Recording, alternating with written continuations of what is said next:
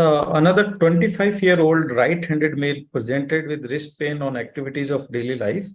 He had trauma 6 months ago when his left wrist was suddenly loaded when he tried to save fall off his motorcycle. That time he was treated as a wrist sprain with crep support and something. Then now it is 6 months. And X-ray was showing a scaphoid fracture. When I went for CT, you can see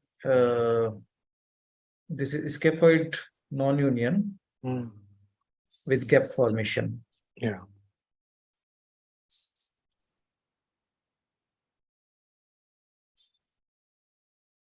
And in few of views, you can see some cyst formation is also there and some bone loss is there. Yeah. These are the other sections.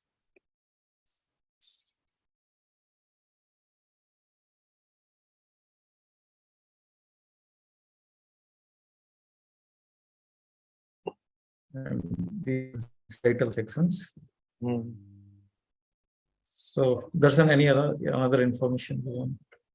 His DRUJ is okay, is it? Put up the previous slides. His DRUJ, the distal radial half joint seems to be dorsally subluxed. The transverse sections, go back.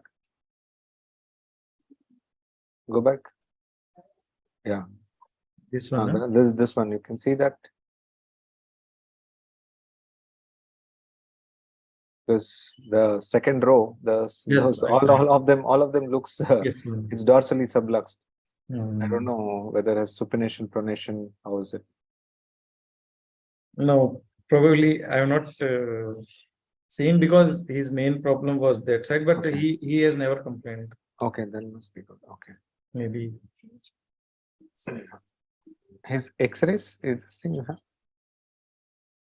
Oh, I'm having previous X-ray. X-ray you have pre-op?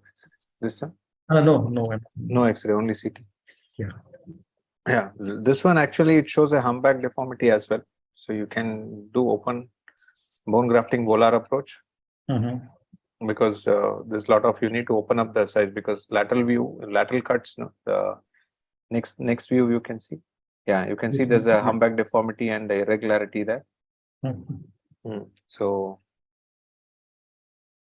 volar approach, bone grafting and screw fixation. Distal radius bone graft only is sufficient. So which type of graft do you use? This one, because it's just 6 months, distal radius is sufficient from there itself. I can use you can combine with one single cortical strut, you can leave it inside and fill the surrounding area with cancellous bone and put a screw.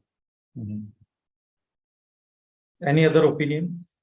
Dr. Avgar or Jaswant Aviral?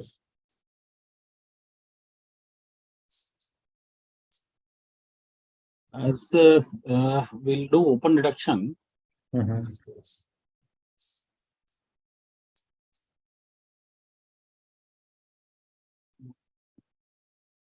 I think a vascularized graft would be a better idea here.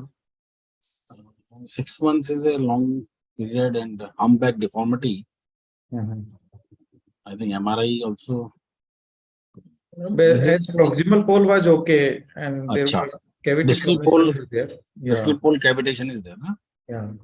So I preferred non-vascularized graft only.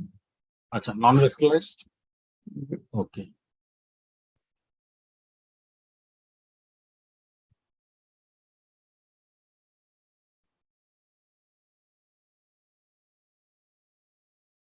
And use 2 K wires to fix because I'm doing what I'm making the holes in the like Matirus technique, proximally and distally, and then using the strut graft. Yeah, the strut graft is quite good actually. And nowadays I'm using the distal and radius. Previously I was using iliac crest bone graft. If at all you want to use strut grafts, actually olecranon is much better than even distal radius. They're much more harder. Okay. the volar rim, the volar side of the distal radius is thin, whereas the ulnar border of this olecranon is really thick. So what I'm doing that I'm using that hybrid materials, the vertical part from the distal radius, then cancellous part, as you told. Yeah, it's good. So at 3 months, it started showing union, and then later on, it united well. And did you do anything for the radial styloid? It looks like he has some issues on the radial styloid. Yeah.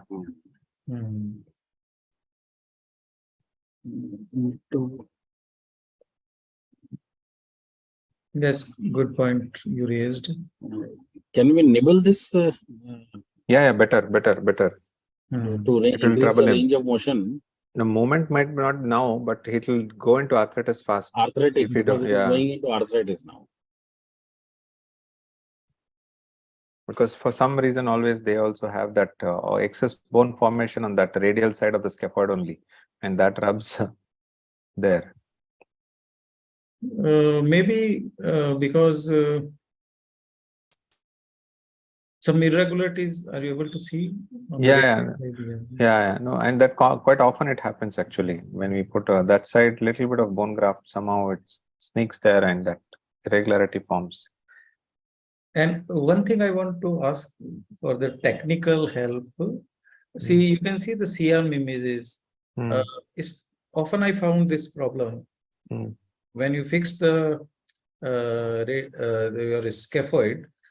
Unit is tilting dorsally. Is some length problem or it's okay? Because later on it settles.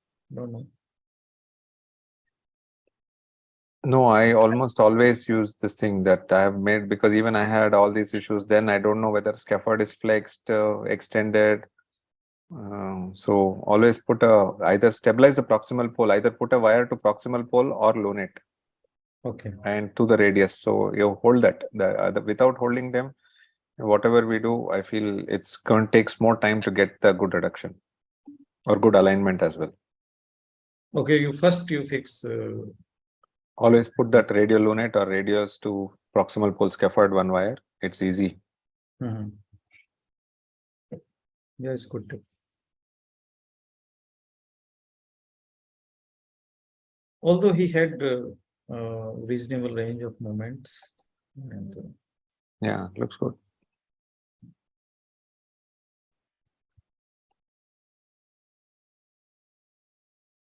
so when significant bone loss is there,